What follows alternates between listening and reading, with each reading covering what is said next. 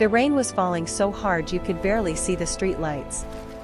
But inside the old apartment building, the noise was louder than the thunder. This view is The absolutely landlord, a man breathtaking. named Mr. Silas with a I heart could as stay cold here as stone, forever. was screaming. The coffee is excellent He wasn't too. just asking Mrs. Sarah to leave, he was enjoying her pain.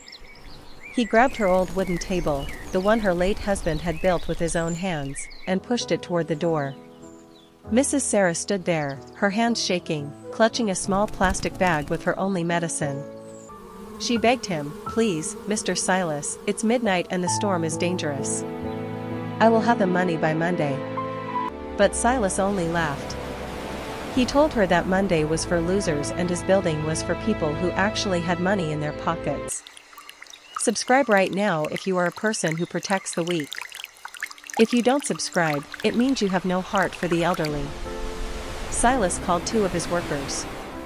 He told them to clear the room in 5 minutes. They started grabbing Mrs. Sarah's things.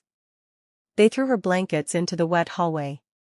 They took the photo of her late husband and tossed it into a pile of trash. Mrs. Sarah fell to her knees, crying, trying to wipe the water off the glass of the picture. The neighbors opened their doors just an inch, watching the poor woman struggle in the dirt. But nobody stepped out. Nobody helped. They were all afraid of Silas.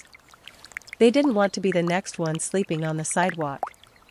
Silas stood there with a big cigar, feeling like a king. He called her a useless old woman and told her she was a stain on his beautiful property. He didn't know that every tear she dropped was being counted. For 3 hours, Mrs. Sarah sat on the curb. She used her wet coat to cover her small bags. The cold wind was biting at her skin, and her old bones ached. She looked up at the window of the room she had lived in for 30 years and saw Silas through the glass, drinking wine and laughing with his friends. He was celebrating her misery. He told his friends that kicking out trash felt better than making money. Mrs. Sarah didn't hate him, though. She just closed her eyes and prayed. She prayed for the boy she hadn't seen in 15 years. The boy she had found crying in an alleyway when he was just 6 years old. The boy she had fed with her own small portions of food and sent to school while she worked 3 jobs cleaning toilets. The night grew darker and the street was empty. Silas came downstairs to lock the main gate, wanting to take one last look at the woman he had destroyed. He walked up to her and kicked her bag into a puddle. "Still here?" he mocked. "Why don't you go find a bridge to sleep under? That's where people like you belong." He took out his phone to record her crying, wanting to show his friends how powerful he was. He was about to turn the camera on her face when a strange light appeared at the end of the street. It wasn't the yellow light of a normal taxi. It was a bright, pure white light that cut through the rain like a knife. Like this video right now if you believe that God sees every hidden act of cruelty. A long, beautiful black limousine, longer than 3 normal cars, slowed down right in front of the puddle where Mrs. Sarah was sitting. The engine was so quiet you could only hear the rain. Silas froze. He put his phone away and wiped his mouth. He thought a prince or a billionaire was lost in this poor neighborhood. He saw a chance to make money. He ran to the car, ignoring the rain, and started bowing. "Sir! Sir," he shouted at the tinted glass. "You shouldn't be in this dirty street. Come inside my building, I have the best rooms. Don't look at this homeless woman, she is leaving right now." He was smiling like a dog, hoping for a tip. The back door opened slowly. A pair of handmade Italian shoes stepped right into the mud. A young man stood up. He was wearing a suit that looked like it cost more than the entire street. He didn't look at the building. He didn't look at Silas. His eyes were fixed on the shivering woman sitting on the wet mattress. He walked past Silas as if he was invisible.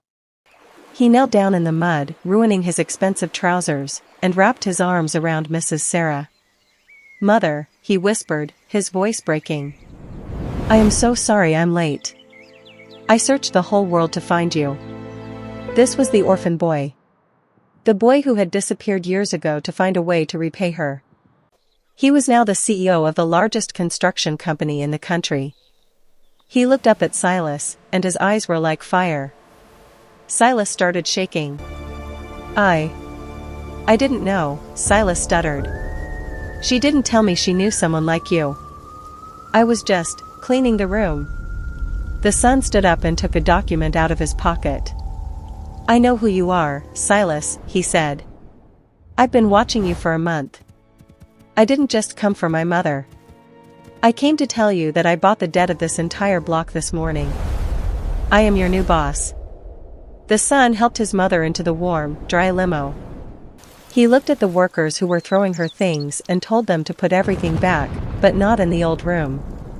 He had bought her a mansion on the hill. Then he turned to Silas. You have 10 minutes to take what you can carry. My mother is a queen, and you are no longer allowed on her land. Silas was left standing in the rain, holding his own bags, watching the limo drive away. He had everything, but his bad character made him lose it all in one night. Your life reflects your standards. Comment the word justice if you believe everyone gets what they deserve. Subscribe right now if you are a person of high standards who respects the elderly.